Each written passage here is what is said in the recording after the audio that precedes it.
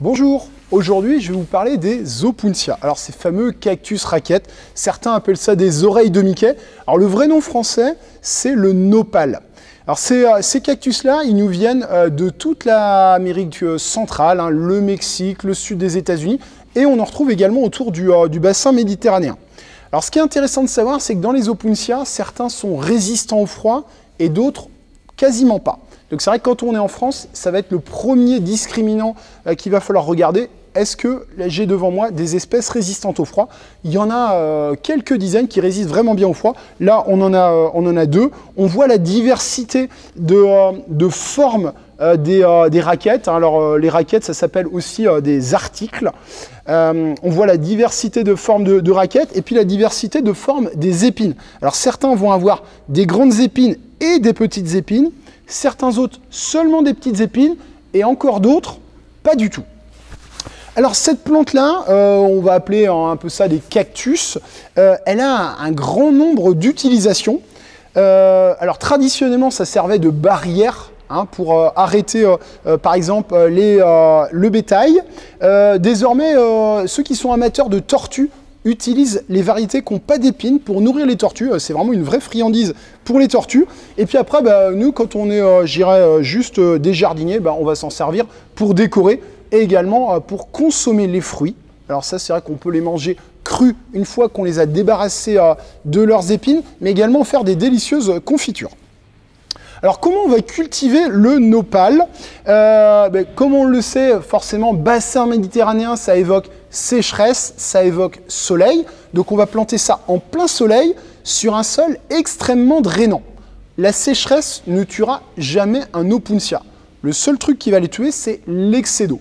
Donc si on est dans un terrain qui peut être sujet à l'excès d'eau, on va planter ça en butte dans du gravier, du sable, un tout petit peu de terre de jardin. Et pour le coup, pas de matière organique, pas de fumier, pas d'engrais. Les Opuntia, pour être contents, il faut qu'ils soient élevés à la dure. En matière de ravageurs et de maladies, l'Opuntia, c'est vraiment le truc tranquille. Il n'y a rien à faire.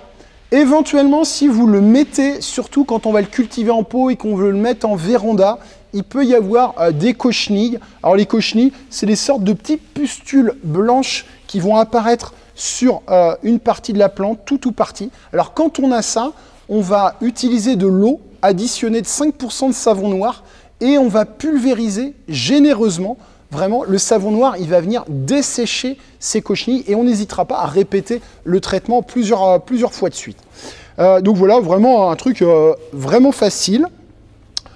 Pour la multiplication, je vais vous laisser découvrir cette multiplication qui est très particulière avec Séverine qui va vous montrer les bons gestes, les bons terreaux pour que ça soit vraiment simple à faire. Sachant que dans la nature, cette plante, elle a la particularité, dès qu'elle se couche, de raciner. Et on verra quelle utilisation de cette propriété-là Séverine fait pour la multiplication. Je vais vous présenter la multiplication de l'Opuntia. La découpe d'une raquette. Voilà. Je mets du gravier au fond de mon pot. Je remplis de terre de jardin mélangée avec du sable. Je laisse sécher pendant 8 jours pour la cicatrisation. Et ensuite, je peux me permettre de la replanter en tassant bien à côté. Je me sers d'une pince à barbecue qui facilite la tenue de la raquette. Ensuite, après la plantation, un tout petit peu d'arrosage, mais que 8 jours après, le temps que ça cicatrise vraiment. Et ensuite, de l'arrosage modérément. Alors, très peu d'engrais, ça ne nécessite pas d'engrais, et un arrosage une fois par semaine seulement. Après, on laisse faire naturellement. Voilà, une petite astuce pour terminer. Je vous l'ai dit, les fruits se consomment, mais peut-être vous ne le saviez pas, les raquettes se consomment. Et donc, on peut, alors forcément sur les espèces hyper épineuses, c'est pas l'idéal, mais si vous avez des espèces peu épineuses, vous les pelez, hop, vous découpez des petits carrés, mettez du beurre et à la poêle, on fait sauter ça. Ou même, on peut les faire à la matière des cornichons dans du vinaigre. C'est vraiment pas mal du tout. Régalez-vous bien avec les Opuntia et je vous dis à bientôt sur aujardin.info.